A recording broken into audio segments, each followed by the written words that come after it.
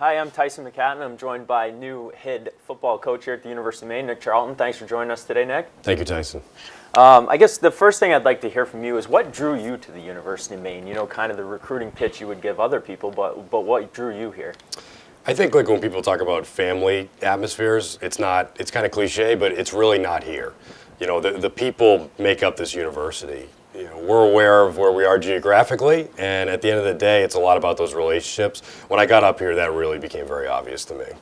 And we'll start back at the beginning. You know, what really got you into coaching? You know, what drives you about coaching? Coaching, it's just teaching to me, and I always wanted to be a politician growing up, but I decided in college what I wanted to do, and I think I'm really into teaching and things like that, so to me, coaching was just like a natural progression. I opened up a newspaper once and I only looked at the sports, so I realized that's what I probably should be doing. So, your studies in the political background, I mean, you have to sell a program, you have to sell a university. Is there things you learned in college studying political science that help you today? Yeah, I mean, a lot of it, I was a philosophy major and then I studied political science and history, so to me it's a lot about leadership and those type of things, and then also logic and reasoning and things like that. So I use a lot of things I learned on a day-to-day basis. So you're a philosophy major. What's your coaching philosophy? It's a good question. Thank you. Coach them hard, love them hard. That's it. That's my philosophy. That's it? That's it. You just got to coach them really hard, and you got to love them harder, and they'll do anything. That's the biggest thing, is you got to get your players to buy in, but they won't do that if you don't care about them. Sure. So my biggest thing is to try to make sure the guys know I care about them and to coach them hard. Learning a lot about football, I feel like people say, you learn a lot on the field, you learn a lot off the field. What have you learned about yourself through coaching? I think as you get into the profession, you realize kind of what you can handle on a day-to-day basis, because it's a very challenging profession. But I think I just learned that I really love what I'm doing, and that ultimately, being busy, working, and doing those things, it makes my time that I have with my family like even more valuable. Mm-hmm. And so I've learned that kind of over time. And all the success last year, right? A great season. You make the longest run, deepest run into the playoffs for Maine football. How do you see yourself using that to build on, to make this team even better? Well, I mean, we know we have a lot of good players coming back, and we have great staff coming back as well. It's, all right, we had 2018, what are we going to do to elevate 2019? Because there's a lot of expectation now. And, I went back and looked. In the program's history, which is 126 years, we've only repeated playoffs one time and repeated as conference champs twice. So to me, there's a high expectation, but it's something that hasn't really been done too often. So that's a challenge to our players. So creating a consistency, and every year you're looking for high expectations. You're looking for the playoffs. It isn't like you make it there once and then you rebuild and you get back there. It's every year we are expected to be in the playoffs. It can't just be, hey, we have a lot of seniors on our team, and every 4 years we're really competitive. I think this program, the way we've recruited, with the staff that we have and the administration, I think we can produce a playoff team every year. Now, there's challenges with that, but I think our guys are up to it. And it's great to talk about the success of last year, but let's look forward a little bit. What are you excited about, maybe on both sides of the ball? Special teams, you're an old special teams guy. I am. What things excite you looking at 2019? Well, of course, the players that we have coming back. It's all about players. Players make plays, and we can drop whatever we want, but it's ultimately about them. And we have some really good ones coming back. We returned the majority of our team. Mm-hmm. Now, there's some big seniors we lost, but at the same time, I'm excited about them. And really, the biggest thing in the offseason I'm excited about, it's a different challenge for us now, because it used to just be, how do we get to this point? How do we get to be a playoff team? How do we get to be a champion? Well, we did that. So now it's about, how do we manage those expectations? How do we grow from that and continue to do it? Sure. And I just told you we're going to look forward, but now guess what I'm going to do? Go I'm going to look back a little bit. So let's talk about your time coaching. Your first taste of coaching. Where was that, and what was your original thoughts of coaching? Was this like, oh wow, I just got into something, I want to do for the rest of my life, or was it a little bit of a learning process? A little bit of a learning process. I played high school football, and I lived in Salem, Mass, and that's where I grew up. And when I was deciding what I wanted to do, I committed to a Division II school to play quarterback, and ended up getting into Boston College. I went there and became a student assistant. And to me, I learned a lot from the challenges of what it is to coach at Division I level. And I think it was a difficult transition at first, but I could tell it was something that I really wanted and ultimately loved. And when you say Salem, Mass, people always think of The Witches. right, but it's more than that, right? Tell us about Salem, Mass, and growing up there. It is. I'm very proud Salem resident. I really am. So I'll shout out my parents right now. But for Salem, it's obviously there's the witch aspect of it, which does take up a lot of the tourism and things like that. But it's right on the water. It's on the North Shore. It's a real New England town in Mass, and there's a lot going on. Whether you're a young kid, like I was in high school, or whether you're older and you're looking to get a house and do those things. So it was a great place to grow up. From Salem, you go to BC. Yep. You graduate BC. Yep. And then you move into coaching at Boston College. Take us through your time at BC and talk about some of the guys you met there that have really mentored you in your coaching. Yep. So when I transitioned to being a grad assistant, after I was done, I was off the field at first. A guy named Mike Saravo, who's at Baylor now, he's a linebackers coach. He really took me on and mentored me and got me into it from the start. And then I got on the field and started working with the offensive line and the quarterbacks. It was really Ryan Day, who's now out at Ohio State. He was the guy I worked with, the closest. Him and Steve Adazio, the head coach at BC. So to me, it was a really good relationship. It was very challenging because of the expectations there, and there was a lot asked, in that capacity. But at the same time, I learned everything I know from there. So it was really valuable. So going from BC, then you come to the University of Maine. Yep. How did that transition go? Was it Coach Cause that reached out to you? Were you kind of looking? Well, in this profession, it's always kind of about, do you have success, but also who are your connections? And that's really important. And luckily, there was a lot of guys on staff that knew Coach Cause, had a connection with him. And luckily, they were able to recommend me up here. I interviewed in March of 2015, and then I got the job later that day and came up here the next week. So you came up here, you started as wide receivers coach? Wide receivers coach. And then you moved on to special teams. Yep. And then kind of just kept climbing the ladder to where you are now. Is that how it works here at the University of Maine? You kind of you buy your time, you do a good job, and you get paid for it. Yeah, I think recently there's been a lot of movement upward within the program and in general at the University of Maine. I think it's really good. I think it offers guys a chance to have something to strive for, especially when you're a younger coach. I was 25, I wasn't making a lot of money, and I was trying to figure out what I wanted to do. And I just kept sticking with it, and it kept turning into positive things. Now, you got to be looking for the best quality candidates as well, which is what I'm doing right now, as the head coach. Sure. They're not, it depends on where they're from, but ultimately I think we have a really good group of staff here. So why wouldn't I keep them if I think they're the best for the job? Right. Hashtag culture. Facts. Hashtag facts. So talk about the staff. You had a great year last year. You wanted to keep things solidified inside. Yep. So you've promoted Dresner to the offensive coordinator role, Yep. Mike Ryan to the defensive coordinator role, and kept some other things in place too. So just take us a little, through the staff where we sit right now. Yeah, so Coach Dresner is going to take the quarterbacks. He's the offensive coordinator. Pat Deneke, run game coordinator, offensive line. He's also going to be the assistant head coach. He helps me with a lot of things on and off the field. Very valuable to me specifically. Coach Flores, we're moving him up to wide receivers. He played receiver for me in 2015 here, and then he's also going to be recruiting coordinator. And then Dean Petson coaches our tight ends. He does a really good job. He's one of the smartest coaches I've been around. He's been really valuable. Obviously, Drew Belcher, had some success last year. Drew's a good player too. But we're looking for a running backs coach, and we're interviewing people and doing those things. On defense, it's Mike Ryan. Mike's been a big brain behind the black hole the last couple of years, and he's been a valuable part of our program. He's been here 6 years.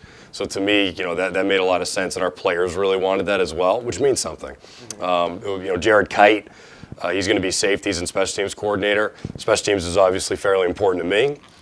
Jared's one of our best recruiters as well. And all these guys are very good recruiters, but Jared is one of our strongest recruiters, and I think he does a really good job coordinating teams for us, so he's important. And then Diamond Weaver is going to move up. He's going to be our cornerbacks coach. So his relationship with the players, with the staff, I think he's an excellent recruiter, especially down in the DMV area, DC and Maryland.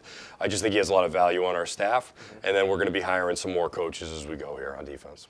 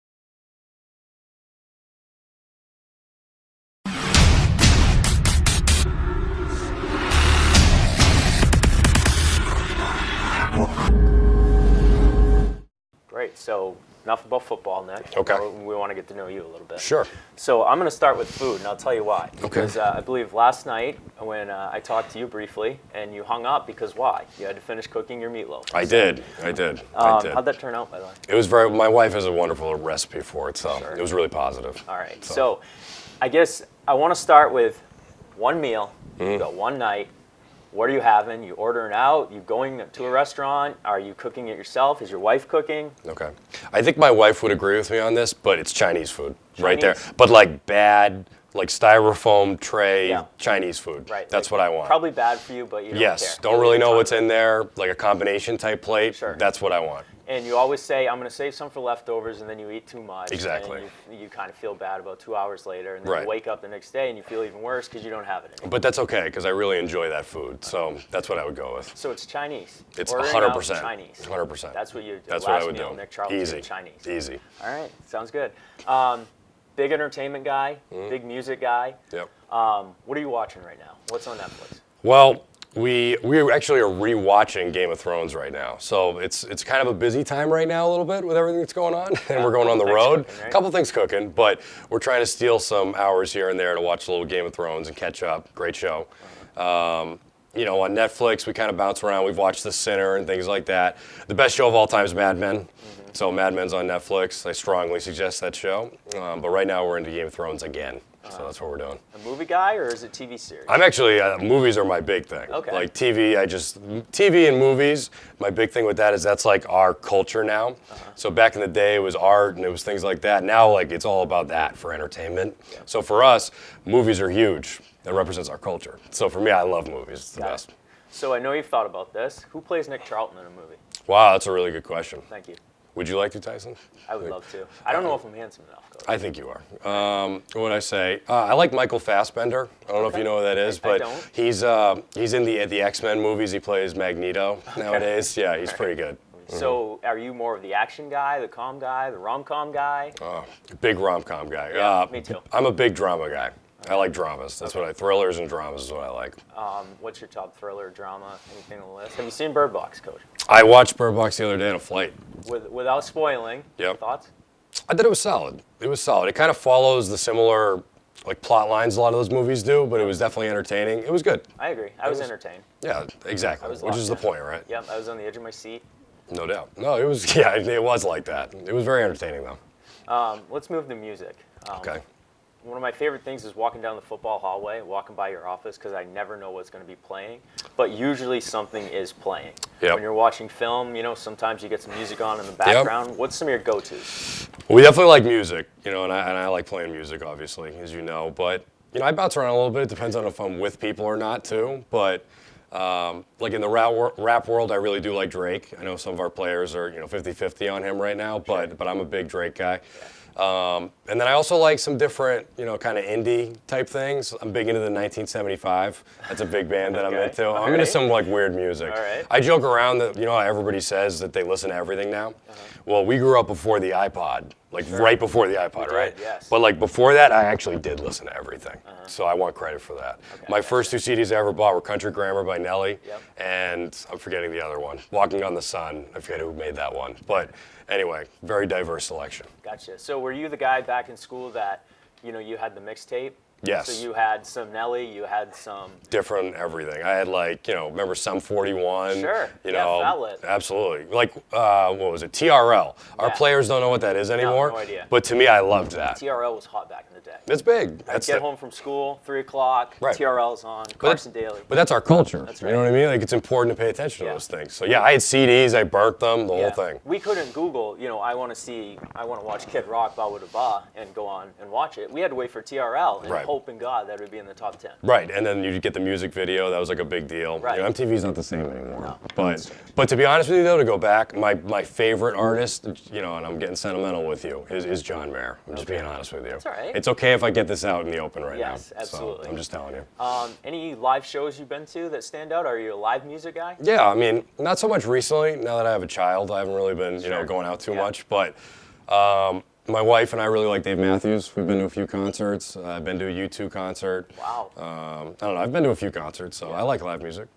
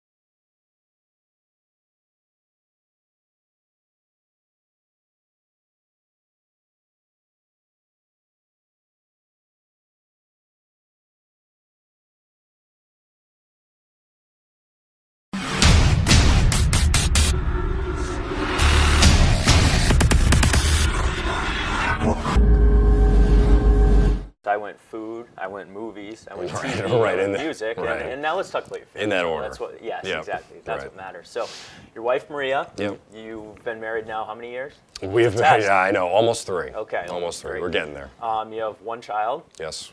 and just let's start at the beginning, Coach. You and Okay. Maria, back in the old days. Olden times. How'd you meet? Yep. We met my freshman year at BC. We actually, both of us don't remember She a the. BC grad too? She is. She is. She got her master's there too. We met. We don't remember the day we met, but we did meet. I'm pretty Okay. sure. So That's a fact. that's a Hashtag fact. fact. You can't falsify that. So we dated for 8 years, and got engaged actually right before I came up here. Yep. So it was about 2 months before I got this job. We got married in 2016. We have our daughter Madeline, and then we actually have another one on the way. Congratulations, So, Coach. thank you. When Yes. does she do?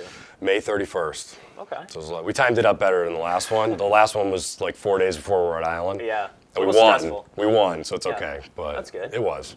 A little bit of a stressful time though back then. It was a little bit. Game planning on a hospital felt a little weird, but you know what? It all worked out. So That's a football guy if I've heard one, Coach. that's what you Game want. planning in the hospital. You're a football guy though, too, Tyson. Thank you. No problem. You have no idea how much I appreciate you. That's what we want. We want football guys.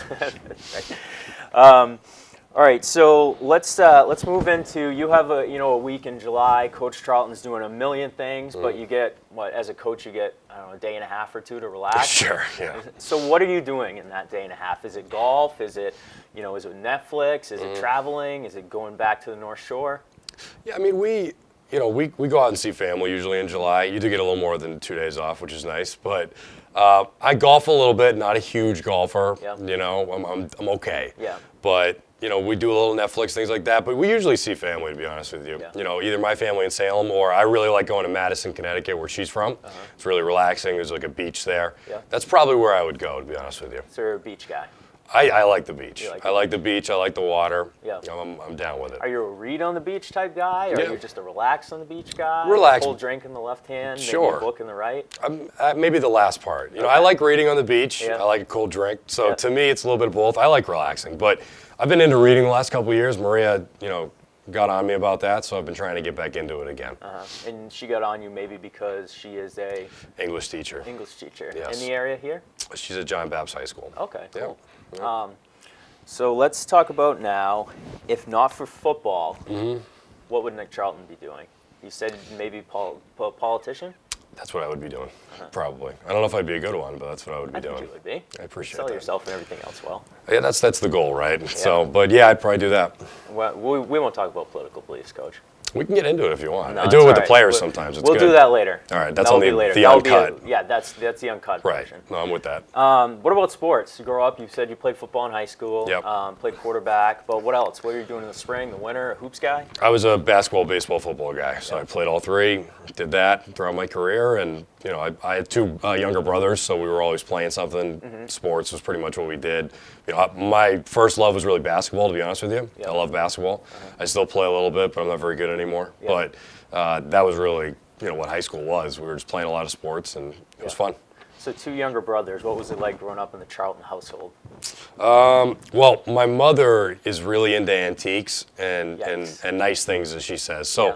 a lot of broken things in my Yeah, house. not good. No, four males in the house. It wasn't always the best. Yeah. I was usually the violator, to be honest with you. But I like to think I'm a little more respectable now with those things. But it was always tough. So you think your brothers are more tough? Credit to you because they had to grow up and learn under you. Sure. Okay, Sure. good, we'll go with Absolutely. that. Absolutely. What do your brothers do? My brothers. Taylor, my brother actually right now is enlisting, so he's a military guy. My dad was a Navy diver, Okay. so he's doing that. My brother Patrick right now is in college, so he's actually at UMass Amherst right now. Okay. So- And your dad retired now? No, he still works. He's property management, Okay. parking in Boston. He does those things, so he works in the city. What about your mother? My mother does a variety of different things, but she's big catering. That's what she's doing Okay. right now. She has a company. She actually bought a company recently to get into it. Okay. Like weddings and events like that? A little everything, little something under the sun. Sure. So let's end this, Nick, with a question I like to ask everyone we have on this show. Okay. What is something that people might not know about Coach Charlton? That's a good question.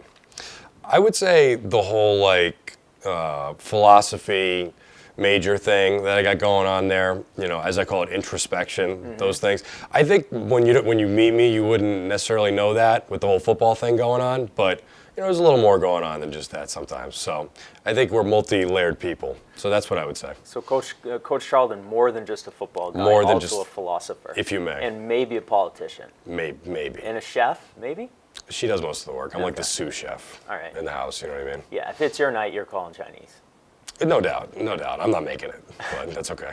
Right. Also, Coach Charlton, a wonderful follow on Twitter. I want to give you a chance to Thank you. shout out the @Coach_Charlton. Yes, Coach_Charlton. Yes, It's a wonderful great follow. stuff coming out. Great follow. Wonderful stuff from @Coach Charlton. Big time social media guy now, which I can't believe that, but it's true. Yeah. So you know. Maybe Instagram, Coach? I Can we don't talk you into that? You know, we'd have to talk about that. I think you might have to. I know. At this point in my career, it's like important, Yeah. but I don't know. Right now, people are saying the gram. You got to be on the gram. I'll look at the research, see right. what it says. We'll study it. I'll find you on Snap. All right. Yes. Add me on Snapchat. Cool, I will. I'm not giving that out to the public yet. Okay, that's fine. All right. So we'll keep that under wraps. Yeah, I don't have one, so All right. it's all good. We'll get you on the gram. We'll get you on Snapchat, and That's then fine. we'll Then I'll grow be from there. cool. Then you'll be cool. Well, I just turned 30, so I'm not really that cool anymore. I'm old now. Yeah, 30's a tough one. I know. That's okay though. You find got a lot it. going for you, Coach. You're doing all right. I'm trying to connect with the kids. Yeah. All right, Coach Charlton. Thanks for joining us today. Tyson, it was wonderful talking to you. Appreciate it. Thank you.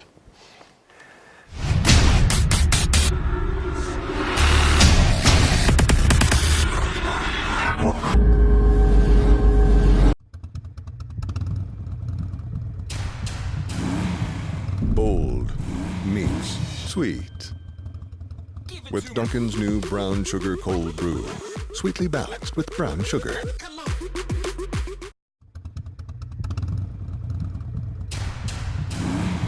Bold meets sweet. With Dunkin's new brown sugar cold brew. Sweetly balanced with brown sugar.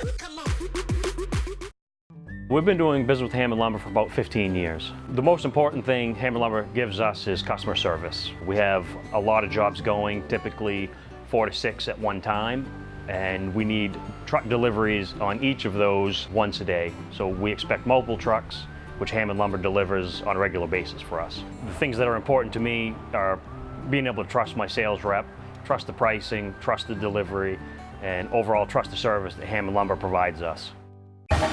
You support your Black Bears at the game. Why not support them everywhere you go?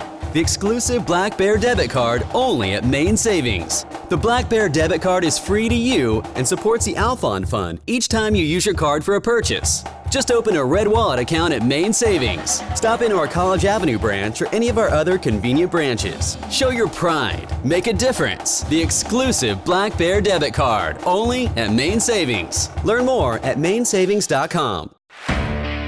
Here at T-Spark, the revolution and Patriots are more than a team. They're the foundation of our family tree.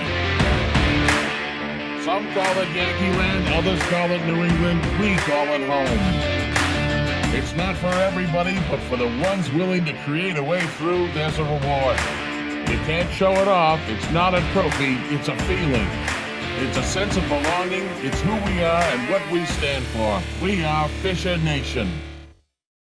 Growing up on a dairy farm in Herman and now raising my children on a dairy farm in Canton, we've never had the money to do everything we wanted.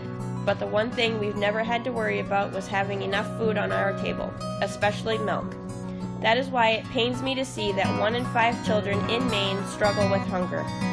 Milk and its 9 essential nutrients are so important to a child's development, and so many children are having to go without. Milk is the most requested nutritious food at food pantries, but it is the least donated. That is why I hope you'll join me in a 10-gallon challenge. Purchase 10 gallons of milk, or even just one if that's all you can afford, and donate it to your local food pantry. If your local food pantry does not have refrigeration for milk, donate to the Great American Milk Drive at milklife.com/give/donate. And every Maine child deserves to have Maine milk. Sincerely, Sarah Keene, Mom and Dairy Farmer.